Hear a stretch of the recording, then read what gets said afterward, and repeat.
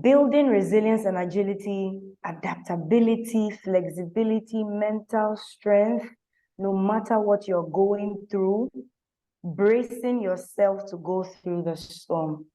I want you to tell me what you see on your screen.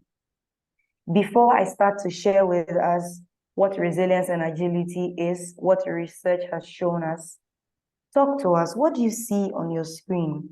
What do the images tell you? You can either describe what you see, or you can tell me what message you get from what you see.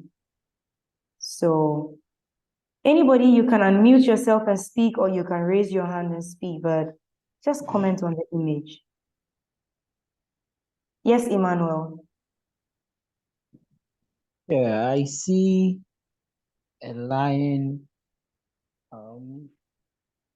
which is very determined to do something. Okay. Okay. Thank you, Emmanuel. Thank you for that. What else do you see? Bright, Adam. What do you see? Jonathan, Joseph, Miriam, and Naomi. Please tell me what you see and what message do you get from what you see? So you can just unmute your microphone and share with us. James, you see a lion eager to climb a tree. Beautiful. Joseph, all right. Okay. Hello. Yes, Joseph, what do you see and what message do you get from what you see?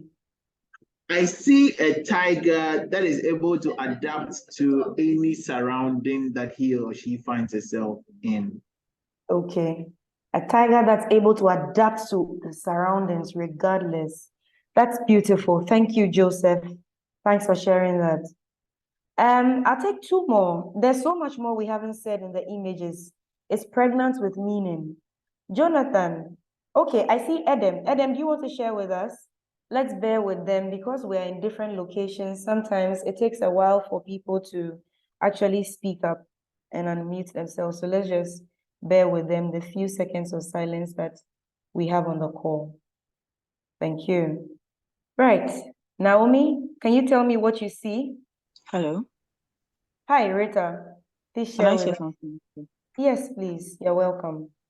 Well, I see the tiger trying to make meaning out of and overcome whatever situation it's in, and whatever that is thrown at it, it's trying Okay. to make meaning out of it and overcome whatever situation it is in. Beautiful. A tiger that's trying to overcome whatever situation that is thrown Hello. at it. Yes, Adam, finally. We can hear you. Please go ahead, Adam. Yes, the tiger, they look very focused. The tiger looks focused. Okay. Amanda, I'll please, share. some comments in the chat, if I can. Oh, there are comments in the chat, eh? Yes. Sheila Okay. Wright says, I see a tiger that adapts well wherever it finds itself. Okay. And Nadia Fatu says, I see a focused tiger. Sheila says, images of a tiger in different environments. And Sophia says, I see an aggressive tiger. Wow. Emmanuel, I see a tiger in various habitat conditions. And Okay. Gloria says, I see a tiger in various environments. Thank you so much for the comments. I see you are really following, and that's going to help our session a lot today. Let me share with you what I see. The first image is a tiger in the jungle. The second is a tiger in snow. The third is a tiger trying to climb a very high tree. The fourth is a tiger in the sea or ocean, but it's obviously a large water body. The fifth is a tiger in the desert. And the last one is a tiger on rocky ground. The messages that you are capturing from these images are true: determination, focus, adaptability, flexibility, the zeal to overcome whatever is thrown at the tiger. I'm so glad we're all on the same page. So let's see what research is showing us resilience is. Resilience is the capacity to withstand, note that word, withstand or recover quickly from difficult situations. The ability to stand firm in the face of challenges. If we wanted to replace resilience with synonyms, we would say strength of character, adaptability, durability, and toughness. And then I asked what agility is, and I remember some of you shared. Agility is a skill. It's the skill to be flexible enough to think and act quickly and easily. To think and act quickly and easily.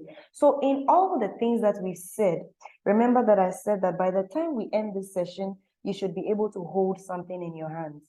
What do these things imply? All the English about agility and resilience, what do they mean? They mean two simple things. One, that there is a challenge to face. Two, that you need a certain skill to deal with the challenge. So I want us to keep these two things in mind as we navigate our session today. One, there is a challenge. Two, there's a skill that you need to navigate that challenge. Can we drum the message home? Take a look at Ghana. Let's come to Ghana. And this time again, I will go around and ask for your opinion. What are some of the current situations in Ghana that are demanding that we become very resilient?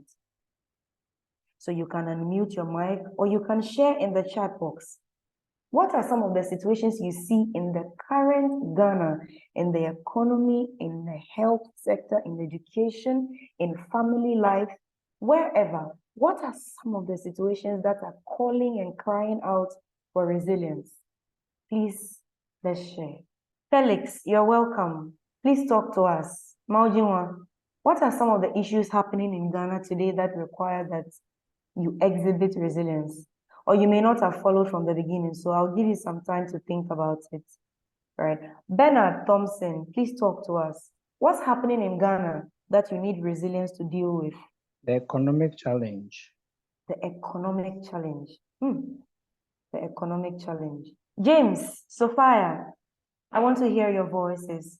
What is happening in Ghana that's crying for resilience? Unemployment. Unemployment. Thanks for sharing that big issue. Sophia, Rita, Sheila, what's happening in Ghana today?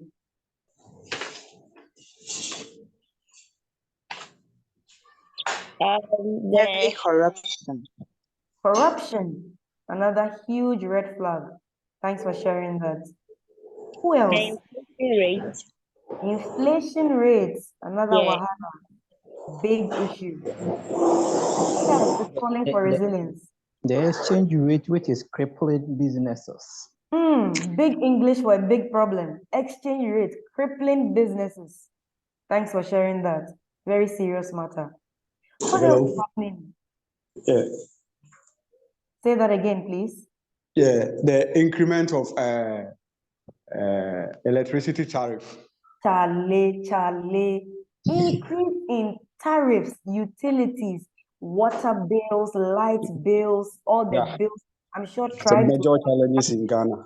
I tell you, I'm sure tribes will start charging tribal bills. There are bills everywhere. Serious issue. Thanks for sharing that, sir. Can I take two more? What else? Let's drum this. Taxation, nuisance taxes. I will not use your adjective, but I will say the tax one. Taxation. Big problem. You go to work Monday to Friday and your income gets to you after it's been taxed. Yes, it should be taxed, but the other taxes that are hurting people. Charlie, thanks for sharing. One more. What else is happening in Ghana? You don't have to think far. There are so many things that are demanding that you become very resilient. What else? Just one more. Amanda, please, again, there's some comments in the chat section. Yeah, but before we go to the chat, I want to hear one more voice on the issues. What's happening in Ghana that's calling for resilience and toughness? The migration rate. Migration. Some people call it Jakpa. There's a team member on the Ghana Growth team that's made me hear that word for the first time. Jakpa. You want to Jakpa? It's a Nigerian word though. Or some people are boggering. True. It's a big issue. Right, Baba, let's see what people have put in the chat. Okay, in the chat, so I have from Yes, Louise Damson said unemployment issues.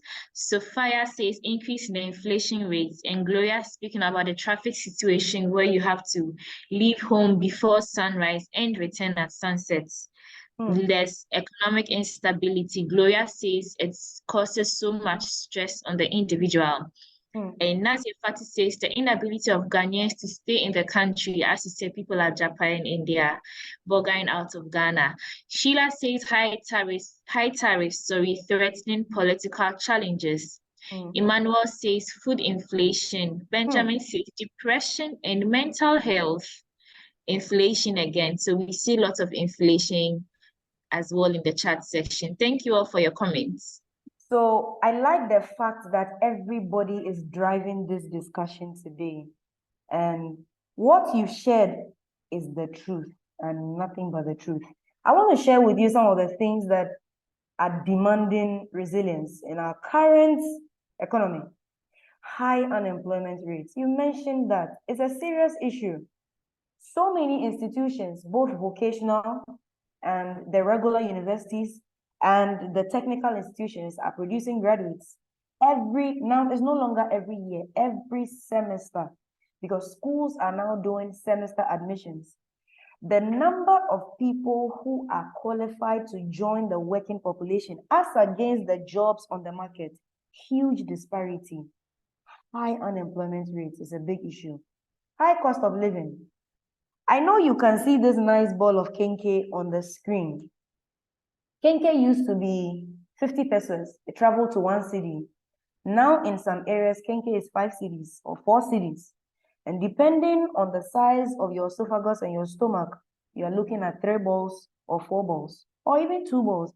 But the point is, some time ago, 10 cedis would have put kenke with fish on your table. But now, guess what? 5 cedis can only buy you 1 ball of kenke and small fish, or just 1 ball of kenke and no fish at all, because you won't get fish less than 5 cedis. And the flooding issue, our brothers and sisters in the Volta region, they just experienced something that has put their entire life savings, for some of them, submerged underwater overnight. It's a serious issue that requires mental toughness to survive.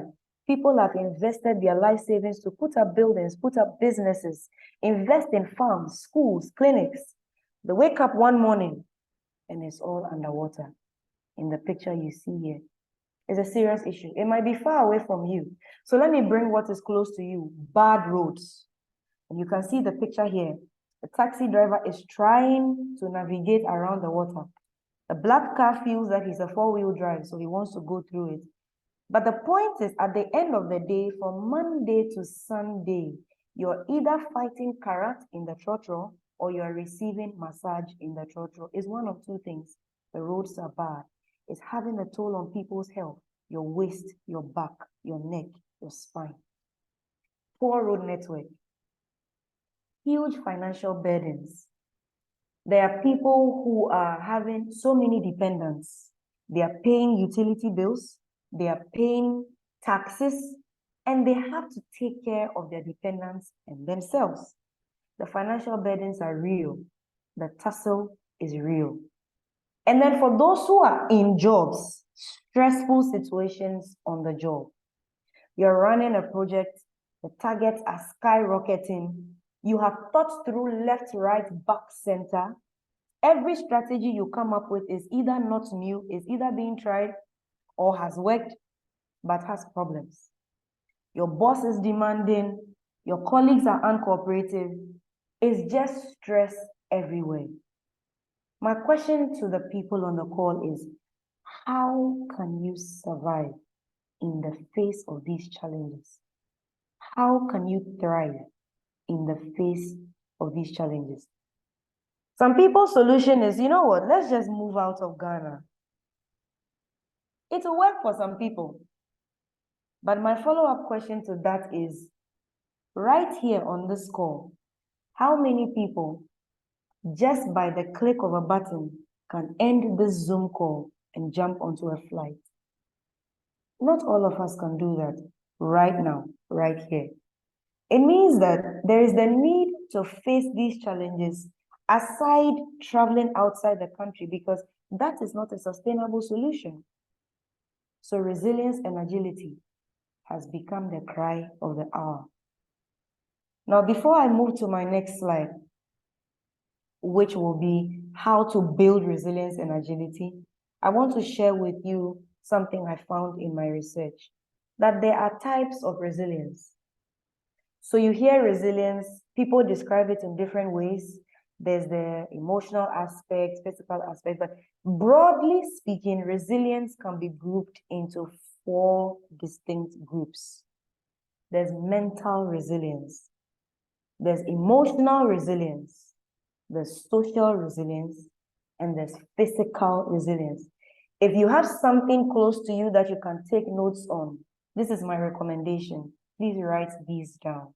Write it down, because when we get to the slide where we are going to practically learn how to build resilience, you will need the information from this slide. So mental resilience, that's the ability to cope from your mind with or adapt to the challenges and the adversity that you meet. Mental fortitude. I'll give you an example. This happened some years ago. It was an Olympic race for the sprinters. One gentleman had trained a lot, ready to sprint and reach the finish line. Just when the gun fired, all the people racing started. He started with them. In the middle of the race somewhere, he got a muzzle pull. And for the people on the call, if you've experienced the muzzle pull before, it stops you in your tracks. If you are driving, it will make you park your car. So this muzzle pull interrupted the guy's speed. And guess what? What would you advise if you were the medical personnel? This is a sprint race. People have taken off. Gun has fired. He's racing, but he's experienced a muzzle pull. If you were the medical first aid personnel team by the sidetrack, what would you advise? Can I take just a comment? Just one comment. Anybody can share. I would advise him not to continue the race. Thank you, Because- Emmanuel. Yeah. Yes, because It would have adverse effect on his health. Thanks for sharing, Emmanuel. That's the most immediate answer that anybody would think of telling him to do. My guy, step aside.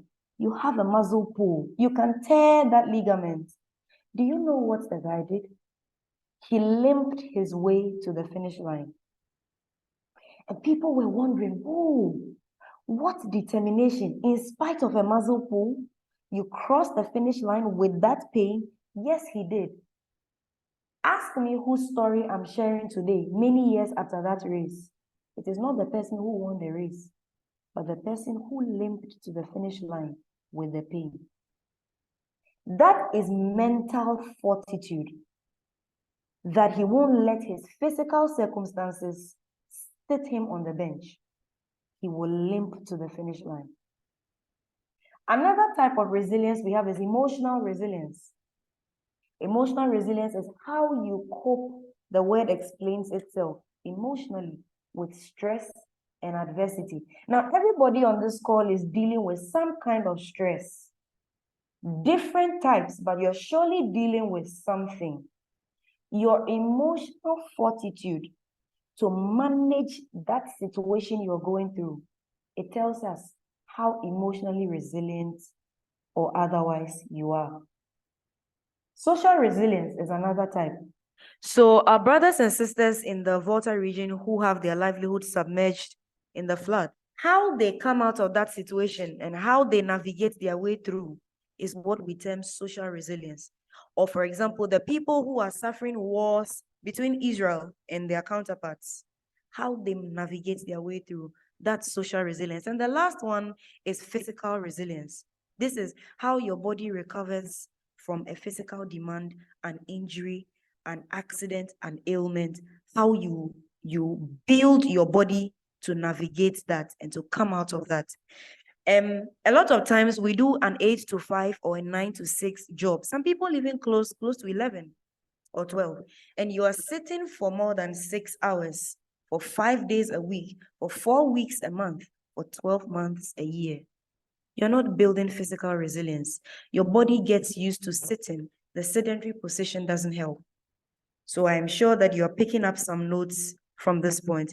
Are there any comments in the chat about the types of resilience? I see the comments. No. All right. So we move on to the question of the day. How do I build resilience? I will leave the screen what you see deliberately, but I will still ask, though I've projected this. How do we build resilience? Having shared what you've shared, having heard what other people have shared, and for emphasis, let me take you to the pictures. What's happening in Ghana now? Hausa cocoa and fruit. Kinky, flood, bad roads, unemployment, all of that, the things you shared and the things you heard. Now let's come back to our current slide. How do you think we can build resilience? You can share with us your personal experience, or you can share with us what you believe is the way to build resilience. You can unmute your mic and share with us. Building resilience, we must continue to learn. Nobody, no one person, there's a saying that you are not, nobody is a repository of wisdom or experience. Yeah. So we must continue to learn. Sometimes you can build resilience through reading. Okay. You have to read a certain book, or by reading of a certain book, you are able to capture one or two things, which you can, when you put together, it can help you to build your confidence. It can help you to build on your knowledge level. So you must keep on learning. Okay. Thank you so much, Emmanuel. Sophia, I see your mic is unmuted. Talk to us. How, practically, how do we build resilience? We can build resilience by cultivating a supportive network, maintaining a relationship with friends and families that can provide emotional support during tough times. Serious points there. Thank you, Emmanuel and Sophia. Continuous learning and Nazifatu, I hope I got the pronunciation of your name right. Please share with us. Okay, so I think in being resilient, you must as well be very optimistic, because in situations where you need to be resilient, there are usually situations that are very difficult. So you should be able to see the positive side of whatever you find yourself in. So I believe in building resilience, you should be very optimistic here. Thank you so much. Thank you so much. Can I have a few more comments? I want us to close this session having learned how to practically build resilience. Bright, your microphone was unmuted at a point. You can unmute again and share with us. Okay. In building resilience, I think your association also matters. Okay. Associating yourself with the right people that can help you mentally is also another point that you should consider. Thank you. Thank you so much, Bright. Somebody was speaking earlier. Yeah, it was Emmanuel. Yes, sir. Let's hear you. One thing we shouldn't forget as human beings, in every decision we are making, we should, me personally, when I'm making a decision, I make it 50-50. 50 positive, 50 negative. When we expect so much from people, when we are always expecting positivity from everything we do, and along the line, it didn't go that way. Sometimes we get depressed, we lose our emotions, we become confused. But if we are able to anticipate anything, we should anticipate that anything at all can happen in this life. If you are able to build that kind of mentality and the worst happens, it doesn't surprise you. So it doesn't take you by storm. You are able to face it because you are anticipating it. Yes. Emmanuel, thanks for making this very practical. There are times people disappoint you. I mean, let's call a spade a spade. We live in a society with humans, and people can break your heart. People can hurt you. And so Emmanuel is saying that let's be realistic with our expectations. Thank you for sharing that, Emmanuel. Eric, you wanted to share something before Emmanuel came in. Please, we are listening to you.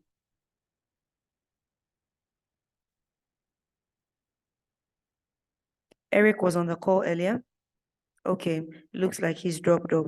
But yes, Michael, please talk to us. Your hand is up. Yeah, thanks for the opportunity. So, practically, one thing I do often is assessing myself in terms of my strengths, my resources, and then setting up goals. So, at the end of the day, you have to break down your goals and then categorize them into what you need and what you want. So as you set up those goals with clear timelines, every time you are reviewing to check if I can do this, I can go ahead to purchase this, I can go ahead to pursue this program, I can go ahead to spend this time over here, and then as the days go by, should anything come into play, I quickly go back to that written. I must emphasize that it should be written. It shouldn't be in your head because you forget. So whenever there's any turbulence, you go back to it. Okay, this month I said I will do ABC, or this year I said I will do ABC. But here in the case, my landlord is increasing my rent, or transport fares has increased. So my TNT to work has varied. So I cannot buy this TV I plan to buy, or I cannot. So practically, one of the things to be able to prepare yourself for any unforeseen circumstance is to have goals set with timeline based on your strengths, your resources, any other thing available to you, so that in case of any turbulence, as I mentioned, you go back to a review to see what did you list as a need, but now you can move it to a want, or what can hold, or what can wait, so that you address what is at hand in the basis. Thank you. Thanks so much for sharing that, Emmanuel and Michael. Sorry. Prioritizing your needs, your wants, analyzing your strengths, and seeing what you need when, at what point in time, just so that you can revisit your ratings if your plan isn't really falling through. Thanks for sharing that. Can I have just one more comment and then I'll check what's in the chat? Just one more comment. And let's make this very real, very practical. How can I build resilience? Yes, sir. We must be our own self-motivators. Okay. Be your own motivational speaker to yourself. Be your biggest cheerleader. Yes. Okay. That is the most important thing. Thanks for sharing that, Emmanuel. Okay. I would like to share with us too some of the points that I found while getting ready to share this topic with us. Number one thing to do, and again, I recommend that if you have something you can take notes in, please take these notes down. They are lessons that will stay with you for life. First thing to do to develop that skill of resilience is to do a self-analysis. Do a self-awareness analysis.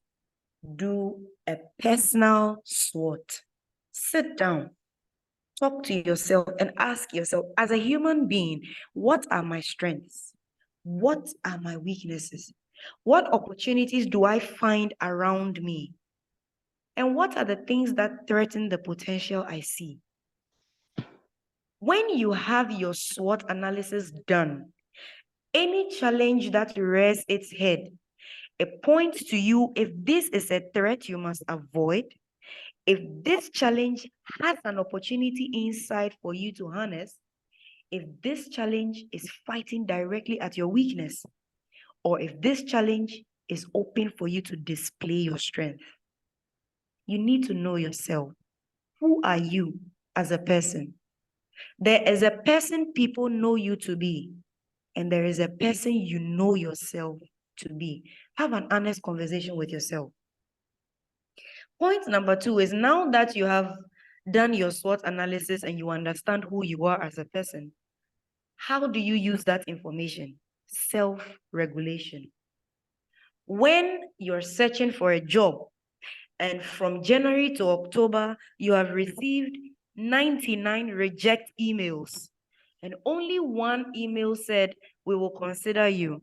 That consideration was even just a telephone screening, and it wasn't even an interview. It has a way of daunting your spirit. It has a way of getting you down. But once you know yourself from your SWOT analysis, that one of your strengths is confidence, you don't allow your unemployed status to pull you down. By self-regulation, you rely on that strength of confidence to encourage yourself to apply for the next job, to go for the next interview. Point number 3 is to learn coping skills. Truth be told, you cannot cut every challenge out of your way. There are some of the challenges you have to look them square face and cope with them. You can't avoid everything. You must cope with some of the things. So for the things you can't avoid, the things you can't run away from, how do you cope with them as a person? You need to learn coping skills. Silence is a coping skill. Assertiveness is a coping skill. Journaling, writing down your thoughts is a coping skill. Seeking counseling or mentorship is a coping skill. Just discussing what you're going through and soliciting for opinion is a coping skill. Reading about your current challenge, maybe yours is a health challenge. Going to find information on it, what to do and what to avoid, is a coping skill. Don't stand aloof in the midst of the challenge. Develop a coping skill. Coping skill because you can't always avoid everything. There are certain things you must deal with headlong. The other thing is, somebody mentioned it earlier, how to build resilience is you need to increase your optimism. Optimism is to have a positive outlook. And now, Emmanuel, I know you shared with us that you need to understand that there can be negative sides to situations, which is true. But building resilience in this sense is that you are training yourself to see the positive side of things, not to the detriment of the other side, but encouraging yourself with the optimistic side. When nobody is your encourager, who else will encourage you? Yourself. Optimism because, for example, if I asked you, how is your finances right now as we speak? When you look at your bank account, is it something that puts a smile on your face? I don't know how many yeses I will get. But my follow-up question will be, the figure you see in your bank account, is that reason enough for you to close the account, spend whatever is there and call it quits? No. The optimistic side is, today you have so and so amount. You can work it up. You can build multiple streams of income. Always look for the positive side in every situation. It can't be so bad that there's nothing good about it. Find the good in it. Encourage yourself with the good in it. And then somebody shared this point with us. I want to emphasize it. Strengthening your positive connections, strengthening your social support. Emmanuel mentioned that no one person is the repository of wisdom. In simple terms, all wisdom is not in one man's head. So when you are going through a situation that you can't find the head and tail of, one of the easiest advice is find somebody you can talk to, but there is a big but. That somebody you speak to should be a positive social support. You can see in the image I have here, A group of 3 friends have stretched their strength to the other person to pull her out of the ditch she is in. Find yourself those kind of friends. They will hold their hands together and pull you out. Not the kind of friends who will stretch their hands, having greased their hands, just to let you go when you hold on. So when we finish this call, please take your phone and go through your contact list. Start finding the people who are positive social support systems to you. If you don't have any, build it. You can start with just 1 or 2 people. It doesn't mean that you should go around looking for people to cry to. It only means that as you make friends, start to identify who amongst this pool of people can be a social support. And if you still find none, turn yourself into a social support for somebody. The pressure is real. Let's be a social system for one another. I have it here in 10 points, and I'd like to share the 6th one with you. Keep things in perspective. So one of us shared that you need to rate your expectations. You need to differentiate your needs from your wants. This is my voice, I add, that you need to keep things in perspective. If right now, the 30 people on this call, one of us says, my expectation is that in 2024, I will be Ghana's president. That is not realistic. Or if somebody on the call says, if Joseph tells me that in a week's time, I want to be signing billions of euros in checks. Technically speaking, between now and next week, unless a miracle happens, that is not realistic. So, to be resilient and agile, you need to keep your expectations and your hopes real. Keep it in perspective. Don't build castles in the air, because there are no places to lay the foundations for those castles in the air. And it's easy to avoid disappointment when you keep things real. My point 7 is something I'd like us to discuss. Be deliberate about avoiding unhealthy coping habits like drugs, alcohol, and other substances. Now, this is my question. Why do people drink to deal with issues? I'll take just 3 comments. Let's make this very real. Let's help someone on the call.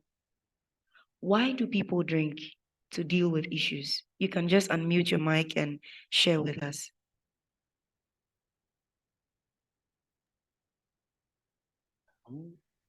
The drinking aspect. There are people, when you talk to them and you ask them, why do you drink? In the midst of your problem, the person tells you that when I drink, I forget my problems and I'm able to relax. Okay, so let's have a little in-house debate on this. Drinking to cope with problems. Or let's not even limit it to alcohol. Let's do all the substances. So if it's the weed, if it's the cocaine, if it's the edibles, if it's whatever it is, right? Let's have a little in-house debate on this. Emmanuel just shared with us that people say, for example, it helps them to forget their problems. Is that very practical? What are your thoughts? What do you think?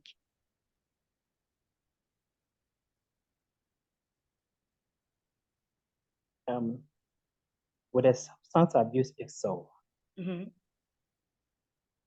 when life gets to a point that you've lost focus, things are not working for you. There are people who try to take drugs or take alcohol in order to shirk responsibilities. Okay. Yes, that is their mentality. They think that when they take the cocaine and they get to a point of junkie lifestyle, who else is expecting anything from them? They become no, you can't. That's such people. You can't expect anything from them. They become irresponsible, and they are okay with it, with that kind of lifestyle. And there are people who even went into it without knowing the consequences of the drugs which they are taking, unless they get to the point of no return. There are people like that. They went into the thing, not knowing the consequences of what they are taking. Before they realize the thing has destroyed them. Wow, the conversation is getting hot and real. Thanks for sharing that, Emmanuel. Any other thoughts?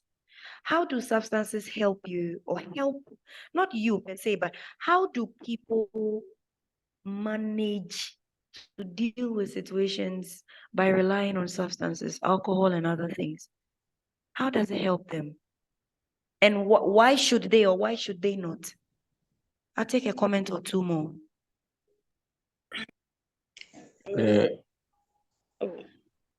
Hello. Yes, James, please talk to us. Okay, I think as my brother said, I have one of my friend. He do take alcohol a lot. Okay. And even if he sees a lady and he want to propose to that lady, he has to go for a shot. Exactly. Before he can approach that lady. If he wanted to do something, if he wanted to do some ordinary works, manual work, every work that we wanted to do, even in the house or at a workplace or whatever, even when I was in campus, if we wanted to do, we try to do some project and those things. Even project work, we need to do presentation. You need to take alcohol before he can do presentation. I see. So some people think that when they take alcohol or when they take any substances or when they take any hard drugs, they become big and they can do anything that they wanted to do. So I think that ignorantly, so it gives them courage. Yes. You see, yes. And some people too, they can also do those things in order for them to feel okay. Because if I don't have any work to do, I've searched for work for several times, as we said, from January to December or October, and I don't get any job. When I go and take maybe 1 row or 2 row, when I take 1 glass of so many things, I'll be okay. I will never think of searching for any job. I'm okay, and when I sleep, everything is okay. You so feel high, Charlie, on the clouds. Yes. Charlie, James, we're making this discussion very real. Thank you so much for sharing that. Any more comments? Why people rely on alcohol and substances? Yes, please, we are listening. So honestly, I think people take those things just to stay away from reality.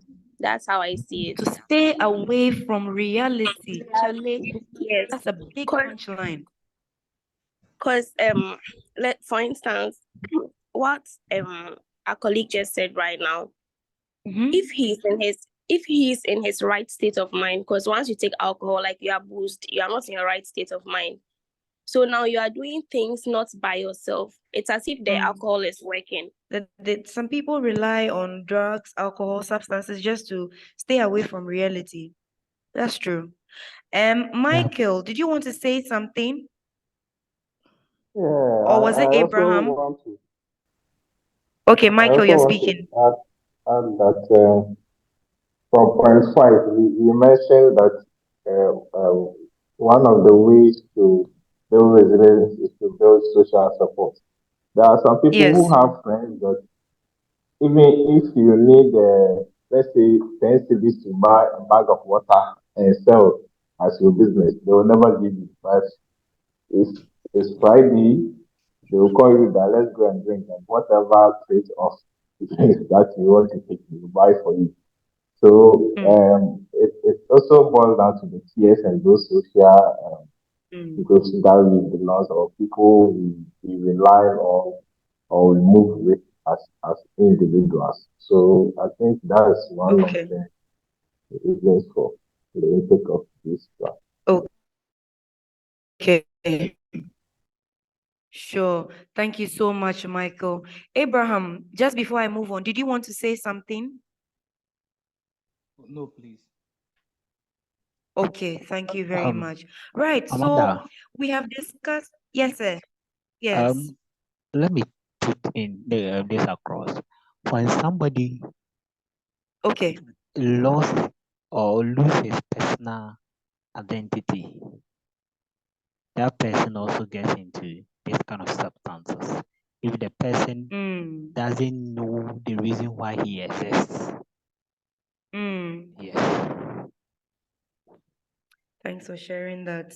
Thanks for sharing that. I hope that this session is as real and practical to everybody on the call as it should be.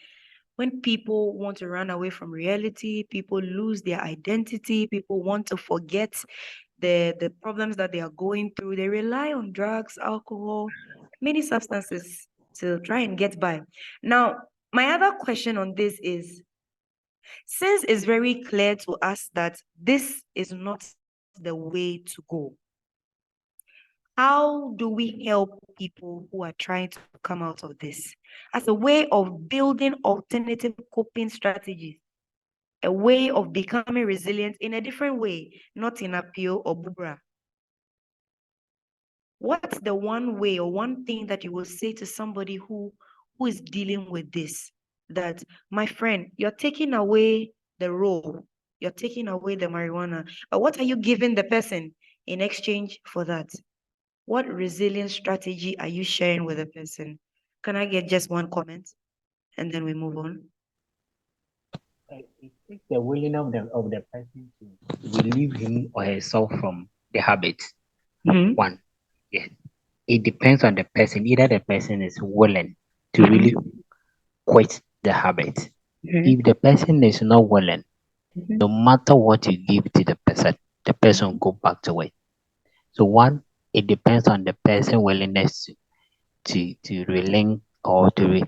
relinquish him or herself out of the habit.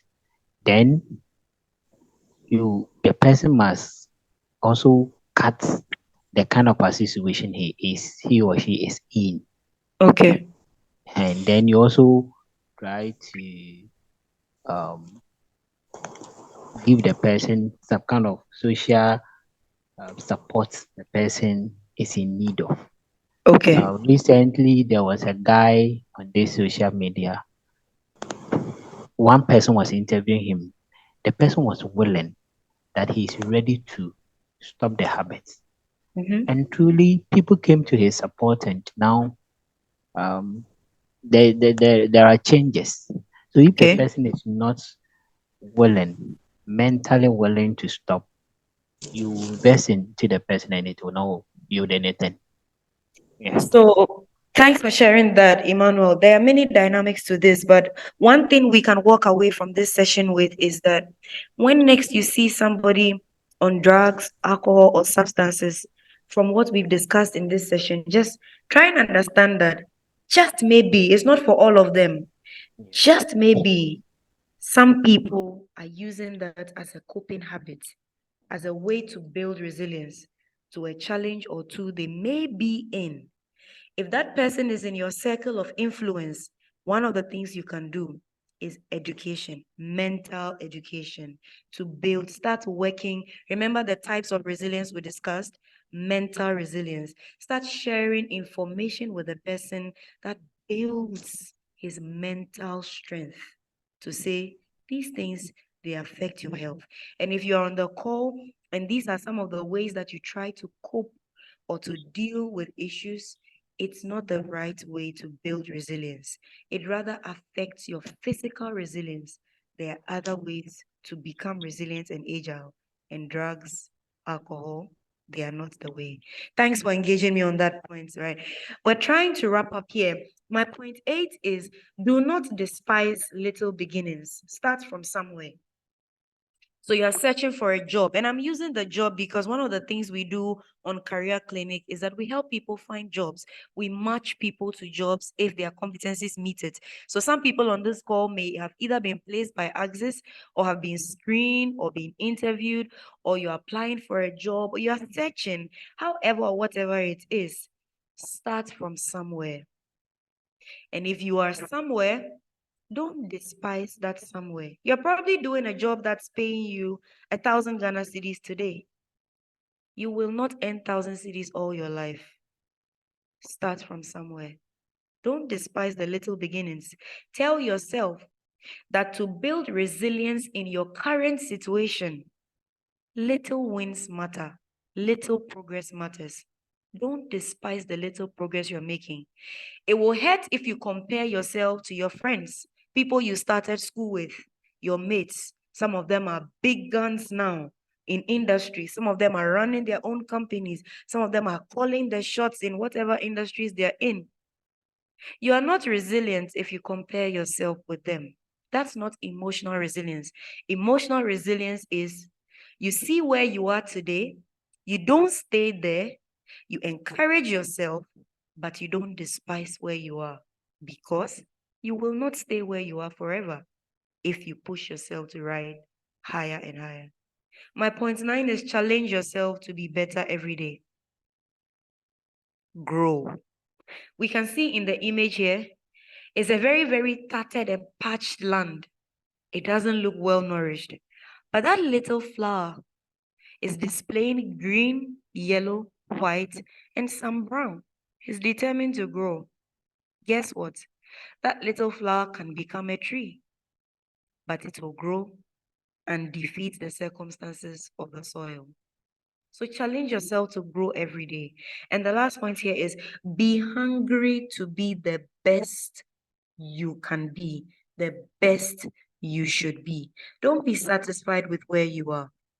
Resilience is not fixed, it's not static. You grow in it.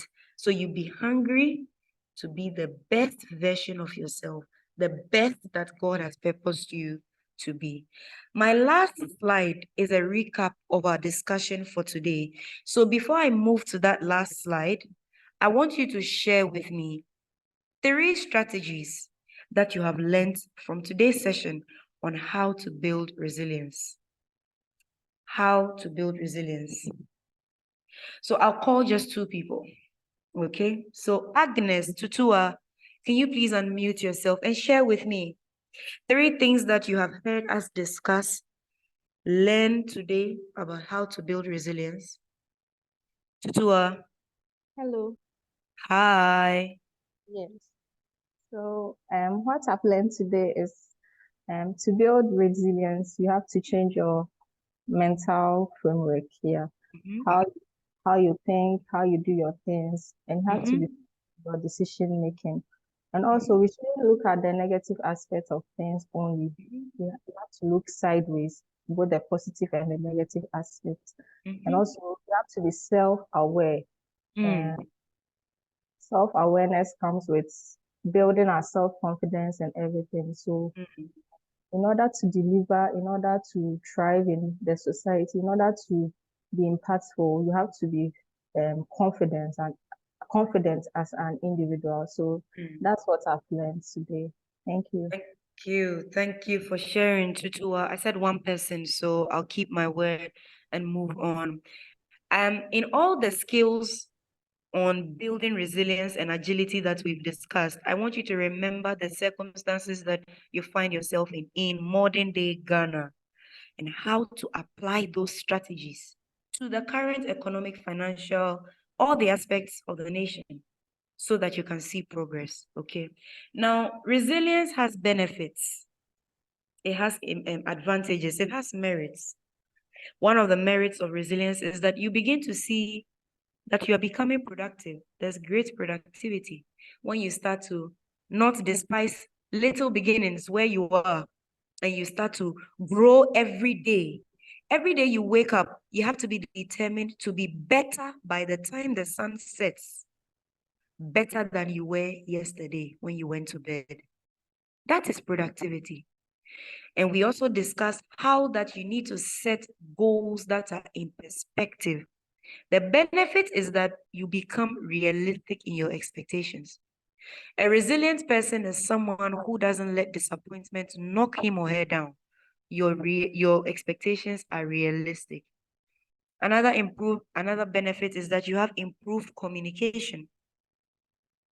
How you relate with people when you know yourself improves. It means that you can understand that when you are angry and you speak, people want to bath after you've spoken. So now when you are angry, you hold your breath because you don't want to hurt people with your words. You never know if they've even had 3 square meals a day. You don't want to add your words. So once you build that self-awareness, you are resilient in the sense that emotionally you begin to control yourself. And that dovetails into improved communication. Another benefit is that you become matured. A resilient person is matured. You begin to improve the way you handle challenges. You don't see challenges as something of a death sentence anymore. You see the current economic challenges as a stepping stone to be the best you. Remember that flower in the parched ground. Then you develop positive coping mechanisms, not drugs, not alcohol, not movies that will depress you. Coping positive mechanisms. And then you find out that you identify people who can become support systems to you, positive support system. And you yourself, you become a positive support system to other people. This is my last slide on building resilience and agility. And if you didn't take notes, if you don't remember anything of today's session, I crave your indulgence. For this particular session, please give me your 100% attention. Point number 1. Resilience is not pretense. Oh, I'm resilient, and you are dying, but you're quiet. Hey, I'm resilient. Charlie, that's what I mean. What? No. Resilience is not pretending that everything is perfect. That's not resilience. Resilience is recognizing that indeed the situation is tough. But in the toughness, how you build the courage to move forward is the resilience. You've been searching for a job. You sent out 100 applications. Only 10 replied. And out of the 10, 5 are auto replies from the company. It means that the human beings themselves didn't even get back to you. And then the other 5 who got in touch with you, they gave you the opportunity to screen and interview. You still didn't get the job. Yes, you acknowledge and recognize that that unemployed status is a problem, but the courage to keep applying, the courage to keep pushing, the courage to build your professional skills. Take courses on Allison, take courses on Coursera, and very soon Ghana Growth will have Moodle. Take courses on Moodle. The courage to keep moving forward. That is resilience. Resilience, number 3, is not a fixed trait. So you were resilient today. You went through a difficult situation and you came out without a scar. Oh, that's good. A bad relationship, Charlie, the guy thought he finished you, but yo, you're standing. It is not a fixed trait. It's something you grow in. So you move on and you build it. You get better at it. So you don't stay resilient at level 1 forever. You grow in resilience as a skill. Point 4, and I want to say this point 4 passionately. Please, if you have to take a break, take it. Take a break if you must. If you're overwhelmed emotionally, psychologically, mentally, physically, your health, your body is giving you signals that, yo, shut down time, shut down time. Take a break if you must. But you yourself as a person, do not break. Don't break your spirit. Don't break your soul. Don't throw in the towel. And that's my point 5. Do not throw in the towel. Come out stronger. Do not throw in the towel. come out stronger. That has been it for our session on building resilience and agility. I want to take comments, I want to take questions, I want to take feedback. So if you can please go into the chat box right now and put in there how you have seen today's session.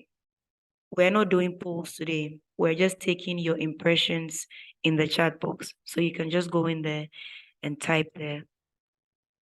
How have you benefited from today's session? What has today's session added to your knowledge scope? Has today's session been helpful? Has it been good? Have you learned anything? Has this helped? Please put it in the chat box. In the next minute or two, I'll give you some time, and then we move on to Ghana Grows and close. So Sophia says, it's a great session. It's really educative. Thanks for that feedback. Let's take feedback. Let's take impressions. Let's take suggestions in the chat box. In just a minute or two, and then we move on to Ghana Grows and we wrap up. Benjamin says the session has been insightful. Thank you. Thank you too, Benjamin. Agnes says the session has been helpful and educative. Thank you, Agnes. How have you benefited from today's session? What have you learned? Has the session helped? Do you have questions? Jonathan says, so blessed and encouraged today, giving me more hope. We thank God, Jonathan. Ghana Grows has a slogan. It says, Ghana Grows Hope Day. So yes, we thank God that hope has come alive. Thank you. Queen says, today's session has been great. Please, how do we get the recording? You will get the recording. I have a teammate called Loretta and another teammate called Timothy. They will be working on just polishing excerpts of the recording. And that's why it's very important that we join the live session. The recording will be available, but it's not a place where you can ask questions and get answers like you will get on the call itself. So yes, you'll get a recording. We have a site that will come up very soon. We'll blast it on air just so that you can find the link. We'll share it on flyers. We'll share it on our Access main website so you can find it. Just stay in tune with us, okay? Gloria says it's been an eye-opener. Yes, Gloria, you can make it. You can. Anywhere in the world you find yourself, just build resilience and agility. And as God day we day, you go make come. Felix says you really learned a lot in this session. Thank you, Felix. Emmanuel says it has increased confidence level. We thank God. Nazi says it was a beautiful session, an opportunity to connect with great minds. Thank you. Emmanuel says a good info. I need to make it practical. Keep the sessions coming in. Keep the questions and the observations and the comments coming in. Some people know about our Ghana Grows program. Others don't. For the benefit of those who don't know what the Ghana Grows program is, I just want to share with you very briefly. I really appreciate the time, the data, the effort, the energy. So I will take questions, but let me quickly run through the Ghana Grows program. So please put your questions in there too, okay? Not just your observations, but your questions. And just by way of information, our videos will be uploaded on our learning platform. That's Moodle. So very soon when we have that site running on one of our career clinics, we will share the access with you. Okay, so that's for the recording. Ghana Grows. What is Ghana Grows? Ghana Grows is an ATVET program. And by ATVET, what do I mean? It's an acronym. The A is agriculture. Then the ATVET is agricultural, technical, vocational education and training. So this program has not come for just the white collar jobs and job seekers. It has come for everybody. Vocational, technical education, okay? And it's a mindset change program. We want people to understand that agriculture, like you can see in the fourth picture, is not just about hope and debt. Agriculture is an entire value chain. We have from pre-production, which is the research, the education, and the policy that goes into the agricultural industry, the production, processing, supply chain, and then consumption. Now, what we do is that we try to find opportunities in all of these areas along the value chain to match young people to. So yes, there are opportunities. And Axis is doing this in partnership with MasterCard Foundation, Springboard Roadshow Foundation, Limehouse, Meraki Arts. These are the partners on the program.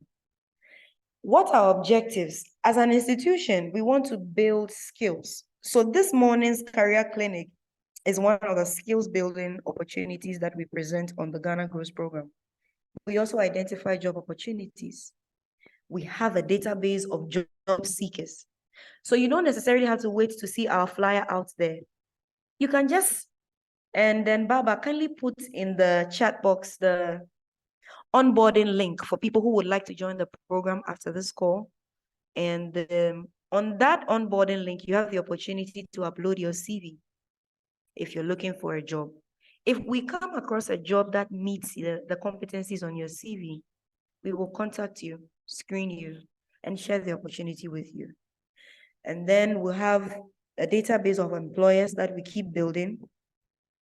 The hope is to transition young women and men into jobs. What's in it for you? There's training. Career toolkits training, personal effectiveness training, interpersonal skills training, workplace survival training, and then the special add-on technical and vocational skills that we will have. So we bring employers and job seekers together on the Ghana Grows program to identify the opportunities and match them. Then we deploy the young people. We have an inclusion bit on this program, which is that we are targeting young women and persons who are living with disabilities.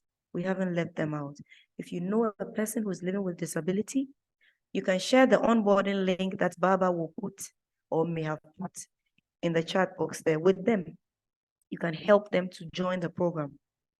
And you can contact us via email. She'll put an email there that you can send messages to us to let us know. We also have a volunteers program running if you want to work with us as a volunteer, but that is an unpaid volunteer program. Just putting it out there. Employers also benefit from this, not just job seekers. We give training to their staff. We recruit for them. We find people for them. And then we profile them and we advertise their roles and their institutions on the website that will be running soon. So we do career clinic info sessions. We go into communities. You can see in the picture there, there's a lady in wine. She's talking to some young ladies. One of the ladies is a tomato seller. And they are market women, just getting them to join the program. And so that's what we do. We go into the communities and we speak to young people too. We do road shows and then we do employer engagements. That, in summary, is what the Ghana Grows program is about. So if you would like to join the program, she's put the link in there. Please get on board. If you want to send us questions, you want to contact us via email, our email address is there. Okay, I want to read a few comments in here and then we wrap up the session. I'm glad we're still within time. So Sophia says, how do I help someone who has in mind drugs? Drugs is a best friend because of what friends do to him or her, and also have influence from artists who take it. Okay, so Sophia, if you're still on the call, can you unmute and express yourself and the question that you are asking? Okay. I was trying to ask, how do I help a friend who has in mind that drug is his best friend because of what the issues he had with friends, and he also have, he's a fan of one artist. I don't even recall the name, but he played a song, "We" is my best friend. So whenever that he's on that drugs, that is the kind of song that he listens to because it motivates him to listen more. Okay. Whenever he's stressed or something. So how do I help him like that? All right. So thank you very much for bringing up that very personal question, Sophia. We don't take it for granted. Now, this is my suggestion to you. Emmanuel mentioned earlier that for people who try to cope with situations on drugs, it has moved beyond fantasy to become an addiction. And that addiction has a science to it. The nicotine in the drugs have entered the bloodstream. To tell you that you can quickly take the we away from him and tell him never do that again is not the way, because there's already an addiction. The way Sophia can start to help this friend is, first of all, build mental resilience. Educate him. Make him see the dangers of that. Do personal research. Find personal stories of people. So there's an artist who is giving him motivation. Show him the star kid, the Home Alone star kid. Have you watched Home Alone before? It's one of GTV's. Hey, sorry, did I just say that? It's one of the favorites. It's one of the favorite Christmas movies that is usually telecasted during Christmas. Home Alone. Now, that kid in there got onto drugs, and I'm sure he's more popular than the artist that your friend is taking inspiration from. And the drugs really drained the talent out of him. When you see a picture of him, you'd be surprised that that was the kid in the movie. So do personal research. Okay. Thank you very much. So you can do your personal research, okay, on the dangers of drugs, right? And share the dangers with him. That's one. Two is that help him to build, or her to build, mental resilience. And I said earlier that if you take away drugs, what do you give the person? There has to be something that replaces the drugs. Okay, so start to show him or her an alternative means to adapt to situations. Okay. And then also, if you're a Christian, it's a spiritual issue too. So you need help, right? Yes. Okay, I hope my answers have helped. Yes, please. Thank you very much. I have a team member here who wants to also comment on the solution. So please, let's hear Joseph. Sophia, thank you for sharing this very personal issue with us. One of the interventions on the Ghana Growth Program is where we have access to the Ghana Psychological Association, and they are also our partners on the program who take the youth through some of these challenges out of the problems that comes across with either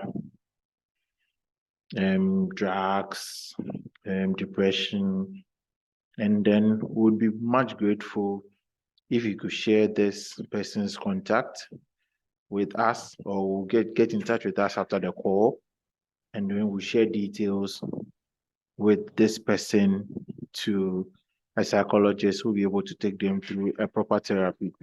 And this is free. It comes at no fee to this particular individual. Okay. Okay. Okay. Thank you very much. Welcome. Joseph, thanks for adding that. So while we get the psychological branch of the program running, so the program is still in its architectural stage where we're putting infrastructures together, and some of the aspects are currently running. So while we get that psychological branch up and running, in the interim, you can start to practice what I've shared with you. Build his mental resilience. Do personal research. Show with him how drugs have destroyed people. Make him see his own potential, where he can be, what is inside of him that will make him very great, and how that drugs can destroy that. And be a good support system. And my concern for you, don't follow his suit, okay? Okay. All right. Thank you very much. If you have any other question, you can either put it in the chat or you can unmute yourself and speak. I'm in the chat box right now. I can see a few questions. How can a person battling with inferiority complex build resilience? So inferiority complex is when you are not confident in yourself as a person. Self-esteem is low. Now, how can you build resilience if your self-esteem is low? Go back to point number 1. Do a personal SWOT. Sit down with yourself or whoever is battling inferiority complex. If you're a Christian, my first answer is talk to Jesus.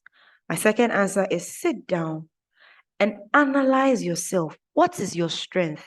Inferiority complex cannot be your nature. You surely have a strength. Maybe you are shy, but you're a great organizer. You're a great planner. So put your strengths down.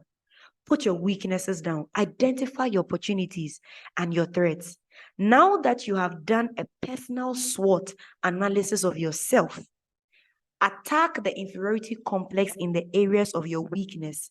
What is it that makes you feel inferior? Is it that you don't speak good English? You pick that up in your SWOT analysis. Now take lessons in English. Is it that you feel shy to talk to people? Now, you will pick that up in your SWOT analysis. And when you go, you find yourself in a gathering, you start to push yourself to pick up a conversation gradually with just one person, the person next to you. Don't immediately take the stage and crack a joke. You will bury yourself. No. But you can start with one conversation, little by little, with the person sitting next to you, and you build it up gradually. So inferiority complex is a big thing, but you need to know which area of your life is suffering that inferiority complex, and you will pick that up in your SWOT analysis. So do the SWOT first. When you find the area that is suffering the inferiority complex, research on the things that attack that weakness and start making effort gradually to overcome it. By the time you start to grow in that area of your life, you will be building resilience. That's the fastest and quickest way to attack this. And I want to add that some people start to battle inferiority complex based on the background they've had. They probably grew up in a family where they've been battered with insults all their lives, or people have used words to kill their spirits all their lives, so they don't believe in themselves. Please take this from me. You are not the insults people have said to you. You are not the insults people have said to you. I say it for the third time for emphasis. All the insults that people have said to you, all the hurts and disappointments that people have done and said to you, put it all together, bundle it up. You are not those things. Tell yourself that. Grow out of it. Push yourself out of it. I hope it helps. I'll take another question. All right, I'm in the chat box right now, and I'm just going through to see if there are any questions. So far, okay, so Felix put in a question earlier. He says, how can I know friends that can help me? Good question. I remember mentioning that you need to build a social support system, because the truth be told, sometimes you really need to let what is on your chest off. But I put in a caution. I said you need to let it off to the right people. Felix's question is, how can I know who those right people are? Felix, there's no science to knowing who the right people are in your circle. Time will tell it to you. Experience will tell it to you. Observation will tell it to you. Being sensitive will tell it to you. So I can't give you a formula, but I can tell you that start observing the people in your circle, how they respond to you in your good times and your bad times. It will show you who your friends are. I hope that helps. Want to see if there's any other question? With a Felix question. Yes, sir. If you want to receive help, you must also be of help to other people. Yes, you give. Through giving, somebody to give to you. So we shouldn't expect that, oh, it's only us that is in the problem. Other people are also in need of our help. The little we can also give can also support somebody. Yes. That is how the system works. Yeah. Thanks a lot for adding that, Emmanuel. So give, and it shall be given unto you. Be a support for somebody. Thank you so much. I want to wrap up our session today by thanking you all for investing the data, investing the time, investing your contributions to this session. It has been impactful. And I hope that we will take the lessons that we've learned here, share with people in our circles, inform all others what it means to be resilient and agile. It's a skill everybody needs in these times. And also, before you drop off the call, please check the chat box. We are currently recruiting roles, and we're trying to fill some roles for some clients. As we speak, we need a finance manager, a tax and internal auditor. We need an assistant finance manager. We need a recruitment manager. We need an IT officer. We need a nail technician, mechanical engineers. We need people to do field sales. And these people need not necessarily be graduates, even if they are SHS certificate holders. Please share the good news with them. We need personal secretaries, security officers. We need an office administrator, and many more. If you have people in your circles who are looking for jobs in these areas that I just shared, please find the email address there and contact us. Is there any other comment anybody wants to add? If not, I want to bring today's session to a close.